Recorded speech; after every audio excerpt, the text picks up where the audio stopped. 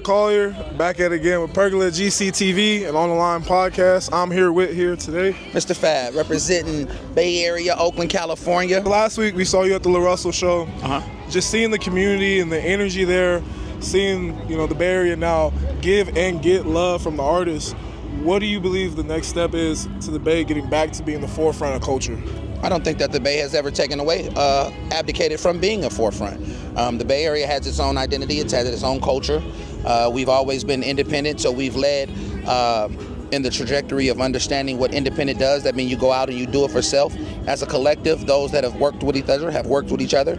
As I told my nephew the other day, in every city and every community, there will be individuals that are isolated. There will be those that are successful. There will be those that are feeling as if no one is including them in the whole scheme of the pie. And you just have to find the flock that flocks with you.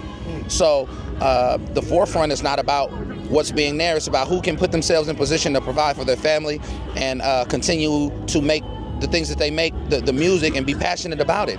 I never was worried about if the Bay Area is at the forefront or if they're this, if they're that. It's just we have to be mindful of what are we doing, do it intentionally, and continue to keep running with the folks that are doing the same thing that you're doing. And hopefully you guys can continue to conflate and make great music.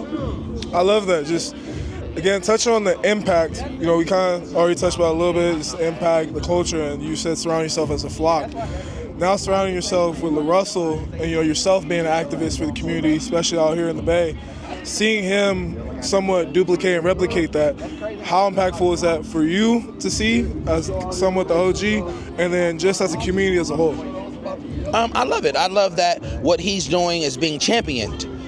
Sometimes they'll call somebody crazy that's right a little too early. And you can be forward a little too early in your missions. Like we talk about Shirley Chisholm, and Shirley Chisholm is a sister that ran for president at the time where black women were barely being even awarded suffrage rights. Right. But she was running for president. She was running to be the first woman elected president. And she may have been too forward, too first. Yeah. But she opened the door for a Miss Harris to run, and even to go as far as she went. But in those times, people was just like, ain't no woman gonna be president. Right. Many people had ran before Obama. There were, people, Jesse Jackson that ran and other people that ran, but they may have just been right a little too early. But for to see him be championed for some of the work that people that have done before him, that they weren't ready for, it's definitely elating and it's motivating. And I hope that the trajectory of where people that follow after him, that becomes the normal.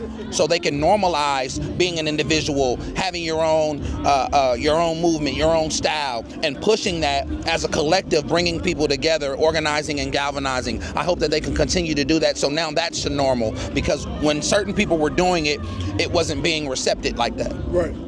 So we did touch on the serious note. Now, a little bit more about you. Obviously, you've been an influencer in several different eras. To you, which is the dopest? A parent. Love it. I think the greatest thing that I'm doing is as a parent, a father to my daughter and to my son, leading by example, learning how to be a parent. Having a child young, you feel there's such a close relationship there that it's hard to differentiate parent and friend. But being able to flirt with that thin line and make it conducive to the overall plan of preparing your child for your departure. Right. I think that's all parents have to do, is allow their child to be mentally and physically and emotionally prepared for your departure, and leave them with something that they can work with and the tools of necessity. I don't plan on departing anytime soon, but even in the organizing of just being a parent, I feel like that's my greatest asset, and that's the most thing that I'm the most proud of. I love that. Now on your Instagram, you talked about mental health. Recently, you shared a quote similar about people have to understand how to kind of let their inner child be free in a sense. How do you balance that? Well, obviously your impact in the community, your accolades, music, and now parenting, and just being who you are. How do you balance all that for your mental self? I think as a creator, just never leaving the playground. Right. And what I mean by that, as a child, hey baby. As a child, the greatest things that we did were at recess. When we was wrestling, we felt like, we was Hulk Hogan or we was Macho Man. We was just, we had a great imagination. We were on the monkey bars. We did on a slide. We dreamed that we was on some super waterfall when we was, at the pool parks. So never leaving the playground, you know, and I think far too many adults have been forced off the playground, and it corrupted their perspective on life, and they were no longer able to just embrace the good things, the innocent moments, those times where you didn't worry about how many bills had to be paid, or you didn't have to worry about the responsibility that you had to adhere to, and you were just free. And I think learning how to balance that with adulthood, still being able to maintain that playground type mentality, and I think that's what keeps the spirit young. That's what keeps the spirit young. That's what keeps the spirit free, and that's what, as a creator, continues to be. I remain convivial in my creations. It's just free and, you know what I'm saying, free in love, and that's what it's all about with me, man. Just never leave the playground, man.